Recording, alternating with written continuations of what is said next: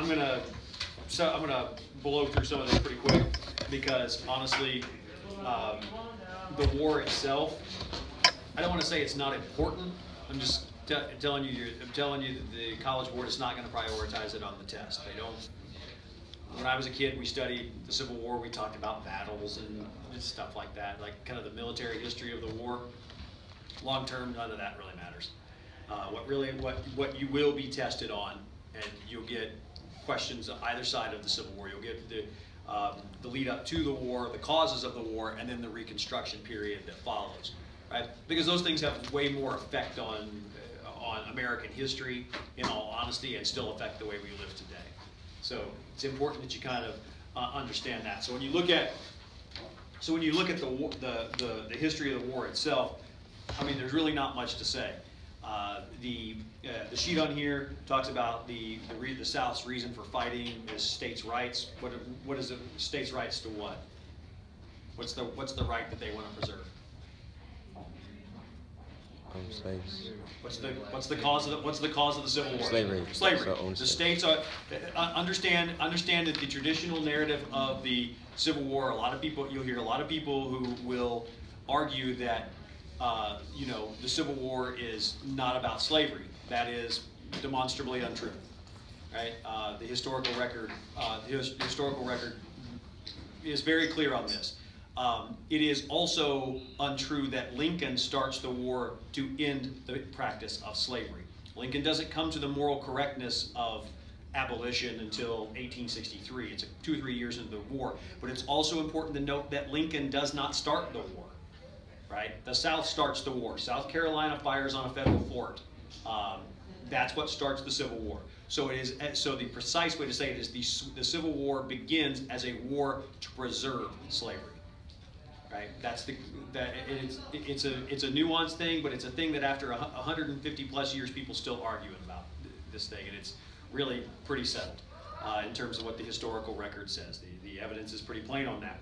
Now, once the war starts, Lincoln is a catalyst for this. He's also the South, because the South sees him as this big abolitionist, which he doesn't become until a few years into the war itself.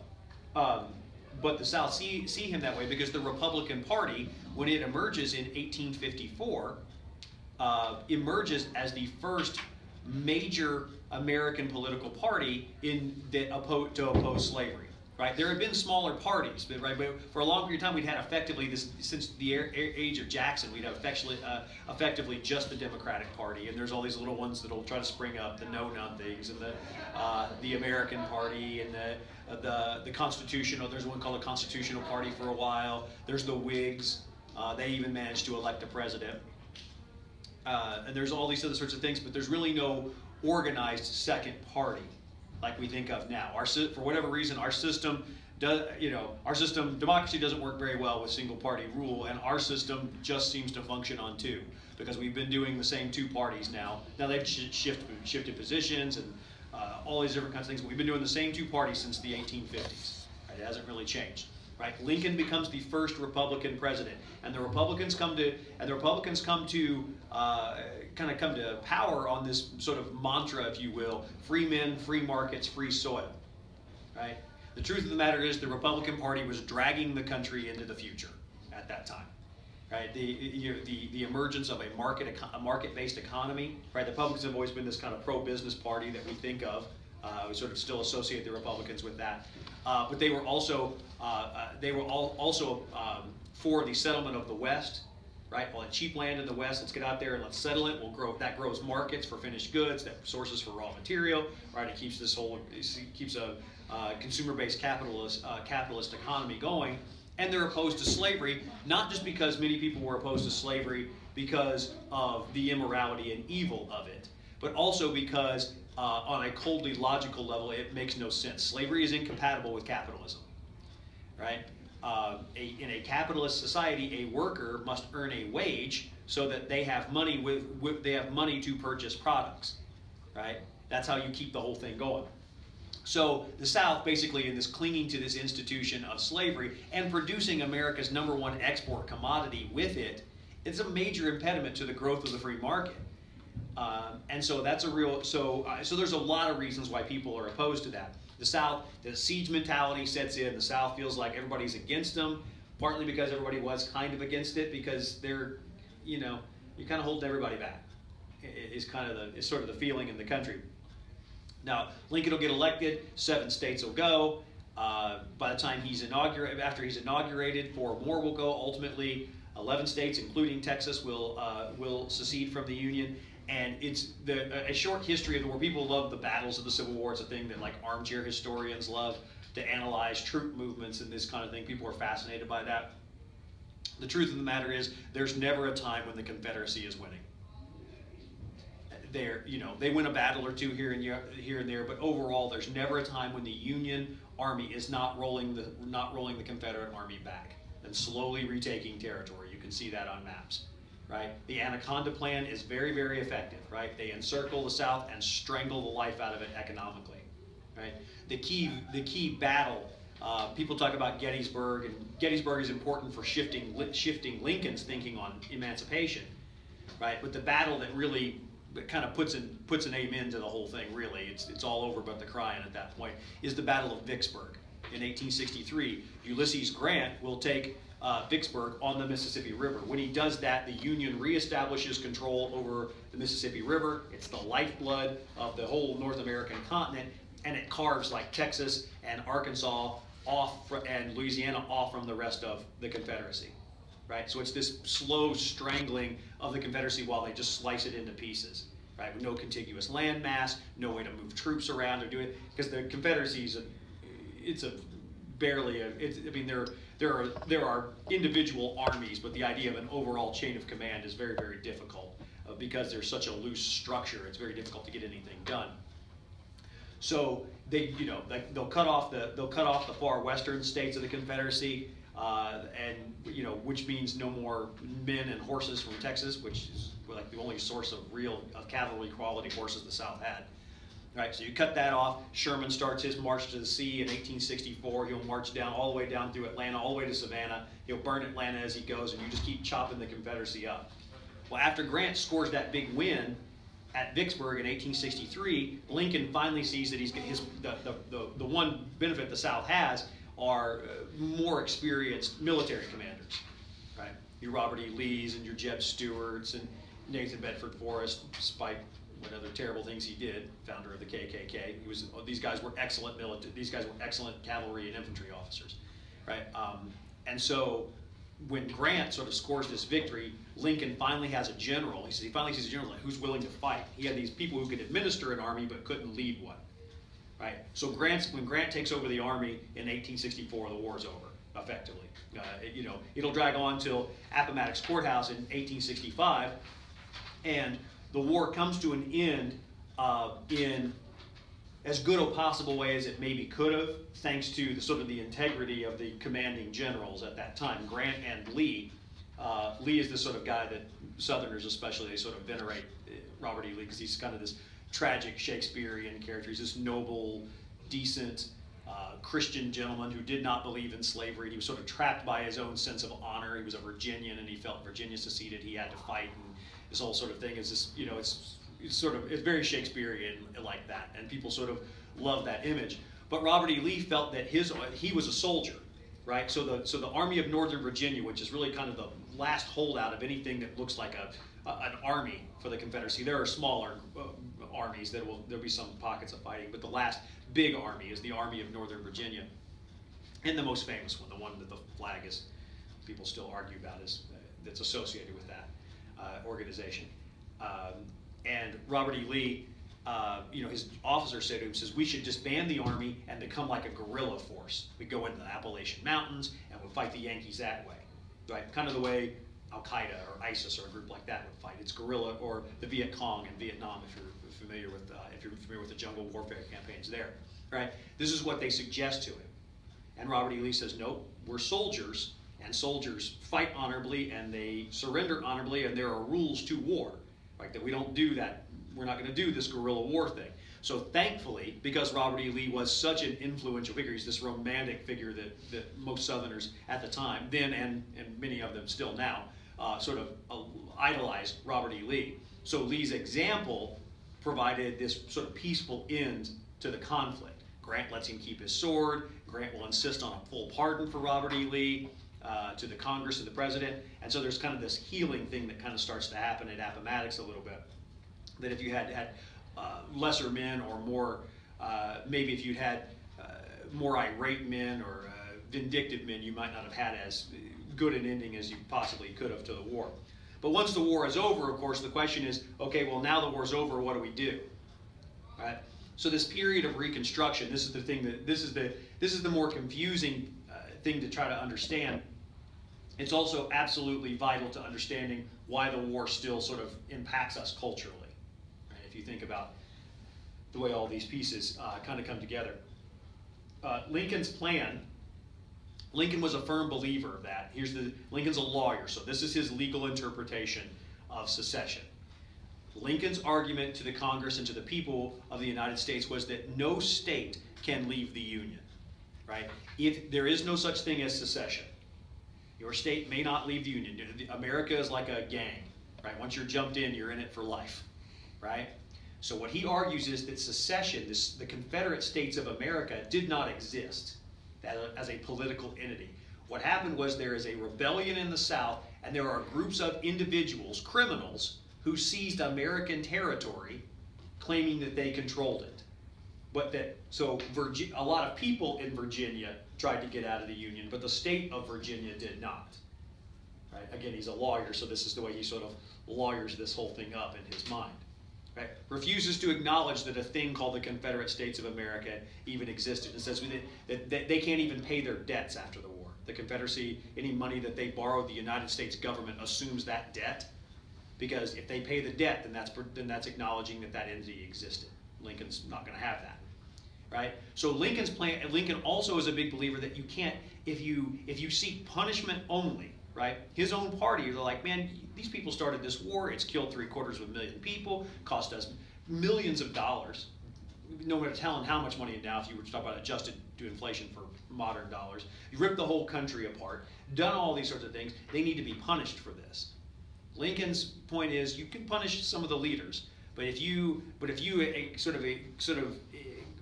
go about this with sort of a vengeful spirit, you'll never put the country back together. So he set out to win the war and then finds himself trying to win the peace. So Lincoln's plan for Reconstruction is it requires, first of all, a 10% loyalty oath in a state. When 10% of the voting age population, people who could vote, men at that time, and at that time white men, could vote, once they had 10% of them had sworn a loyalty oath and said that they had never had anything to do with the Confederacy, then that state could petition to rejoin the Union. Right now, in some places, Texas, you could have found 10% real easy. We were pretty evenly divided overall as a state. There were a lot of Unionists in Texas, right? South Carolina, you've been lucky to find 3 white people who did support the Confederacy, all right? So it's a different kind of dynamic. He also insists that the states have to ratify the 13th Amendment to the Constitution, right? Which of course ends slavery. And that they form a new state government and all this. Well, some of the states sort of agree to this thing and they kind of start reconstructing. Lincoln's plan will come to an end rather abruptly at Ford's Theater when John Wilkes Booth, a Southern sympathizer, the great irony is a Southern sympathizer, shoots probably the best friend the South had coming into the Reconstruction period. Lincoln was far more forgiving of the South than his own party was. Right? So Lincoln's assassinated by a Southern sympathizer. That only aids the radical Republicans in the midterm election of 1866. They're like, see, Lincoln was trying to be soft on these people, and now they've shot him. So in 1866, the radical wing of the Republican Party will take over Reconstruction, and they want punishment for the South. Now, the problem with that is that when Lincoln is assassinated, Andrew Johnson becomes the president. And Andrew Johnson was not a Republican at all. He was a Southern Democrat. Lincoln had put him on the ticket as his vice president and sort of a show of unity for the country. Like, thinking that, like people do, the vice president will sit there for 4 to 8 years and nobody ever think twice about him. But then, of course, Lincoln gets shot, and now you've got a Southern Democrat who is the president of the United States. Now, Johnson had remained loyal to the Union. He was a Tennessee man who had remained loyal to the Union. Lots of Unionists in Tennessee, too, because that was the state of Jackson, and the Jacksonians were strong Unionists. So Andrew Johnson now is the president, but he's not particularly opposed to slavery, and he's openly racist, and he does, you know, he hates the rich. He hates the rich planter elites in the South. He hated rich people. He was a self-made man, and he hated inherited money. That was kind of the thing. He just hated old money. It was really kind of his thing. So he kind of basically goes on with Lincoln's plan. So he's basically doing Lincoln's plan without Lincoln's kind of like brains. It's really hard to carry out a plan. We don't know exactly what all Lincoln planned because he didn't leave anything written down. So Johnson says, well, they have to repudiate the Confederate debt because that's what Lincoln said before he was killed, and the 10% oath and the 13th, and they ratify the 13th Amendment. Once they've done all that, I guess Reconstruction's over. So all the states except Texas will accept that. Texas, just because the word doesn't get to Texas in time before the Congress just says no, right, to this. And he says, hey, if they're all reconstructed, and I guess this is over, right? Now this is within a few months of the war being over. The first 3 plans happen in the first 3 years of Reconstruction, right? Most of Reconstruction is that final plan, Congressional Plan number 2. And so he tries to do this whole thing, and the Confederate states re-elect a lot of former Confederates to be their representatives. Some of their senators and congressmen show up wearing their Confederate uniforms. And the Congress, now Congress, people don't realize this, Congress can refuse to seat an elected official, right? If there's a vote, and like if Texas elected somebody that was just terrible, the Congress could vote and say, no, that person cannot sit in the national government. Right? You know, Texas is going to hold a special election and send somebody else. It's a little used thing. We typically, because it feels like you're sort of undermining the will of the people for who they decided to vote for. Congress does this in 1866. They say not only no, but hell no. We're not doing this. You don't get to start a war. Now the radical Republicans have taken over. So you don't get to start a war and then just send the same people who started and led it and killed people into the United States government. Just not going to do it. So they take Reconstruction away from Johnson. It had been seen as a presidential sort of prerogative because it was kind of a military thing, and he's the president's the commander-in-chief. So now Congress decides that they're going to oversee Reconstruction. So the first congressional plan, right? They add that they keep the 10% loyalty oath because that will go through all these plans. They sort of follow Lincoln's lead on that. And they insist that the states ratify both the 13th and 14th Amendments to the Constitution because that's passed at this point. 13th, they'll say fine, whatever, end of slavery. 14th Amendment, though, it's a bigger hang-up. We usually think of the 14th, and you need to know 13, 14, 15. You must know those Reconstruction Amendments and the Progressive Amendments, 16, 17, 18, and 19. You have to know those. But the 14th Amendment, we commonly think of it as birthright citizenship. If you're born in America, you are a citizen, right? It's very plain what that is, and that's one. But that's only one component of the 14th Amendment. It has several clauses to it, and what it effectively does is it restructures the nature of the contract that is the Constitution, and it clarifies the supremacy of the federal government, right? Because there had been because we keep asking this question of nullification. Jefferson was even a fan of this. This idea that states could nullify acts of the federal government, that state and federal governments were equal. And the 14th Amendment makes it clear that no, that's not the case. Because if that's the case, then we are not even a federal system. Our Constitution establishes the supremacy of the federal government. Now, it is also very clear that there are things that the federal government cannot or should not involve itself in, that there are states' rights, there are rules that, there are things that the state does that the federal government's not supposed to intrude in, and vice versa, right? But if push comes to shove, and we have great matters of state that we have to decide what's going to happen, and if you say it went into the court system, and it got followed up, it can go all the way up to the Supreme Court. The Supreme Court of the United States is the ultimate authority in our system. When they speak, that's it. That's what's constitutional or not.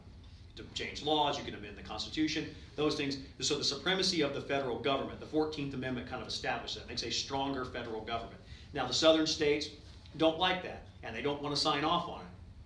So a lot of them are going to sort of react to that, and there's even talk of a second insurrection at that point. Like, oh, the federal government, they're going to do all this they're going to try to come in here and establish a tyranny of from Washington D.C. and this sort of thing.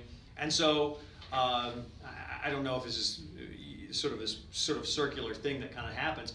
Congress will eventually be forced to shift plans to the second congressional plan, which is what we sometimes call military reconstruction. They're like, okay, fine, right? The southern states are showing that they are just completely unrepentant about this thing, and they're not gonna change their ways unless they're made to, and so they will send the army south, and the South will be carved up into 5 different military districts. Texas was part of District 5. I think Louisiana might have been with us in 5. We might have been on our own because we were so big. Whatever the case, they carved the South up in these 5 different military districts, and each one has a military governor.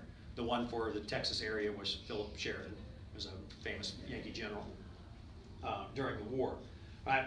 So now the states have this military oversight. They have a federal oversight and that's most of Reconstruction, 1868 to 1877 when Reconstruction effectively ends. So most of Reconstruction happens under this model. And of course people hate it, right? And but during that time, you'll start to see the emergence of groups like the Freedmen's Bureau, things like that, the elevation of black Americans, right? Because now the 13th, 14th, and 15th Amendment have been added to the Constitution. The 15th gives all men the right to vote when they reach a certain age. Ladies, you'll have to wait until the 20th century. We were a little slow on the draw on that. And so now men can vote, and black men can vote, and they do in large numbers, and a lot of white Southern men stay out of the process because they're disgusted by the whole thing. And so where they can't exercise overt power over society, they start doing it covertly. That's where groups like the Ku Klux Klan come along. They're terrorist groups. In fact, that's the term terrorist is first used in American legal language to describe the Ku Klux Klan in 1871. The Congress will be forced to pass a thing called the Klan Act. The Force Act of 1871 and the Klan Act of 1872, I believe, were the two laws that they passed, that basically authorizes the United States, gives the United States military new powers and new authorities and new sort of training and resources to combat these terrorists, what they call terrorist groups, the Ku Klux Klan. So it's really the first, if you want to think of it that way, it's really the first time that the United States Army deals with that kind of a thing the way they do now with ISIS or Al-Qaeda or something along those lines. Happens first during Reconstruction. Now Reconstruction rolls along for several years, and people and like anything does, when it kind of goes along, people kind of get tired of it. In the South, they always kind of chafe under it. The rest of the country gets tired of paying for it, because a lot of that Reconstruction is literally that. It's literally rebuilding buildings and cities and railroads and all these things that have been destroyed during the war. And that's really expensive. And the rest of the country is moving west. The Transcontinental Railroad is opened up, and there's all this land out west, and as long as you don't mind taking it from people who already have it, and doing all these other sorts of things. And the rest of the country kind of gets, Reconstruction kind of just becomes a thing that people live with, and they kind of start to not even think about it. Well, the election of 1876 rolls around. Ulysses S. Grant had been the president for 2 terms. He's done. And the election that year is contested. It's a very close election between the Republican Rutherford B. Hayes and the Democrat Samuel Tilden. Now, when the election is contested and neither opponent gets over the magic mark in the Electoral College, it has to then be decided by the House of Representatives, right? Just like in 1800 and just like in 1824. It's happened twice before in our nation's history. It hasn't happened again since '76 that we had to have the House. The Supreme Court will get involved in 2000, but that's different. So 1876 rolls around. Rutherford B. Hayes from Ohio, has more of the electoral and popular vote, but not enough to win. So basically, his people go to the Southern Democrats in the House, and they say, "Look, if you'll throw your weight when we have the House vote, if you'll throw your weight away from your own Democratic candidate, and you'll throw it behind the Republican, behind Hayes, once Hayes is president, he will end Reconstruction." And that's what he does. So he becomes president in March of 1877. In April of 1877, they end Reconstruction. Right? That's when these people called the White Redeemers move in. Right? The Democratic Party comes back out of the shadows in the South in force. The old Southern Democrats. And white people, of course, are reelected to local officials, and they set about trying to reestablish the social order that they'd had before. You don't have slavery anymore, but sharecropping is, the next best thing, and you sort of create this sort of situation. And so they will establish this Southern Democratic dominance in those southern states that will last basically until 1964.